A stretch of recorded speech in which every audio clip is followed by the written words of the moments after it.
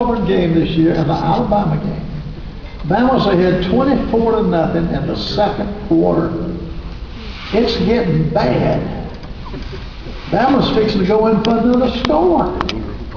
They're coming down the sideline. They're fixing to score again. Now it's going to be 30. It's going to be a rout. Auburn makes a great play and strips the ball. The kid's coming down the right sideline. The ball falls out of it. Should have fell out of bounds. It didn't. It kept going straight. All the way down there in the end zone, Auburn recovered it and came back and won the game. Now, if he hadn't fumbled that ball went out of bounds like it was supposed to, Alabama would probably won that thing pretty good. Yeah. So what I'm saying is you have to have some breaks. You have to have some luck.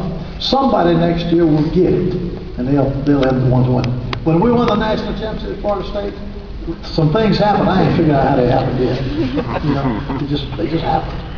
And you look, everybody wins one. They can go back and say, "Gosh, how in the world that happened? I don't know." You know, you can't coach it. But so therefore, somebody gets lucky. A lot of parity nowadays too. Parity. It's hard to dominate. That's something they used to do back again when I started coaching. There were teams that could dominate. You know why? Because you could sign all you wanted to. And the teams that were great got rich and got richer. And the teams that were poor got poorer, you know. And a team like Notre Dame back in those days, or Texas back in those days, or Oklahoma, or Alabama, or Auburn, or anybody that was at the top of their game, they would go out and recruit. They'd get all the boys they wanted, and they'd go get yours. You know. They'd have the best quarterback, the second best quarterback in the state. There's another one good over you fixing to get, so he'll get him too. Because there's no limit, you know. But now there's a limit. You can only sign 25. Used to be you could sign 45. You know. So it's hard to dominate anymore. You don't see the dominations like they used to be. Notre Dame with 4 national championships in 5 years back in the late 40s and early 50s, you know. And you can name some other schools same way. But it's hard now for one school to dominate because of the parity. Everybody signed 25.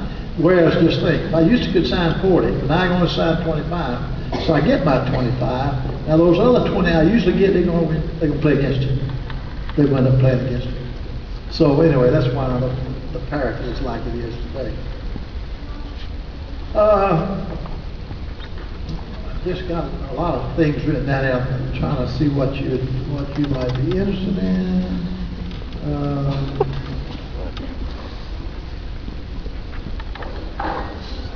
We love you, Bobby! Thank you, Daddy. I'll tell you a question people ask. Forget about y'all up there. I see these people there. Forget about y'all. A question people ask over, is there going to be a playoff? You know, everybody wants a playoff. Well, not everybody. I think if you talk to the coaches, football coaches, the one I talked to in college, about half of them want a playoff. The other half don't. I never did want one. I mean, I coached 60 years. I never knew a playoff. Everything was fine. Everything was getting along pretty good. You know, never had a playoff. I don't need one. But about half the coaches want a playoff. I know Joe Paterno always wants. I can't stand him.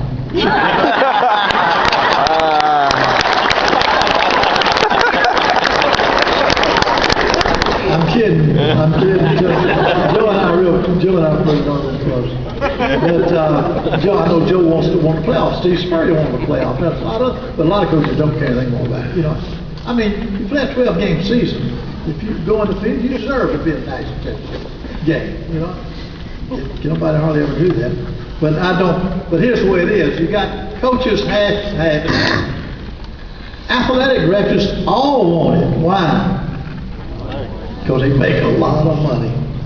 Look what the Super Bowl brings in. Now, if you had a college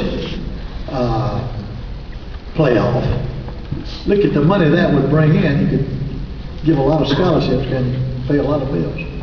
But so therefore the ADs naturally would love to have it. The college presidents, who are the guys that decide, how do they feel about it? They don't want it. So you ain't gonna have it. You know, you can wish for it all you want to, But until the presidents of our universities want it, you ain't gonna get it. And right now, they don't want it, so we ain't gonna have a playoff. Let's see here. I'm gonna tell you a football story. I don't know how we do it. How we do it on time? Huh? I got 5 minutes. I'm gonna tell you a story. I'm gonna tell you a story that happened to me. 1980. If you followed Florida State football, when I go down to Florida State in Tallahassee, here's a schedule I got. I didn't make it out now. I just inherited it. We had 4 games with Nebraska away, no return. We had 5 with LSU away, no return. We had 3 with Arizona State away, no return. We had 2 with Ohio State away, no return. We had 2 with Michigan away, no return. We had 1 with Notre Dame away, no return. That was our schedule. So we played that doggone thing. We won most of them. And it put Florida State on the map.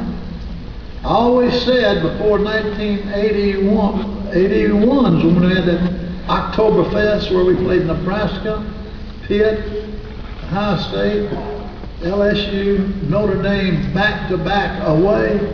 I always said I got to be gone before that year comes up. Because I ain't going to make it through that. You know what? But I did stay, and we won, like I said, we won most of it.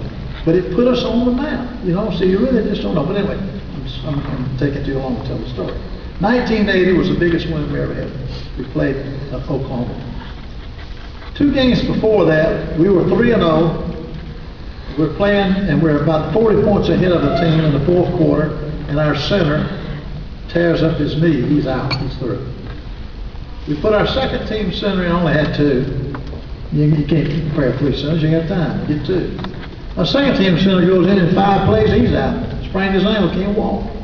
Now I'm sitting there without a center.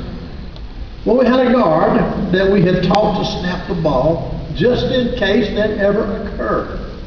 So we put him in there at center. He finished the game. But we were so far ahead, it didn't make no difference. We beat him pretty good, you know. All right, so next week we're playing Miami. 1980. Miami at this time wasn't very good. They were kind of like us. We were both struggling.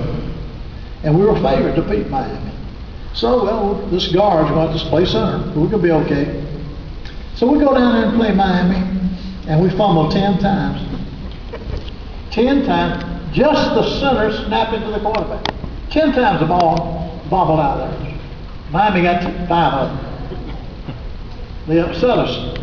They beat us 10-9. We went for 2, didn't get it, and got beat 10-9. A big upset. The next week we're going to play Nebraska out there. Nebraska was number 3 in the nation. They'd play 2 games and just kill people. You know what? We got to go play them without a center. I ain't gonna let that guard play no more. You know? So anyway, we go back and get with our coaches Sunday when we get back from Miami. Man, we've got to get somebody to snap the ball. Now we got 2 freshmen down there on the freshman team. One of them is a center out of Cincinnati, Ohio that we signed. About 6'3", about 235, and that was big back in those days. That ain't big anymore. You got to weigh 300 pounds now to play on line of scrimmage.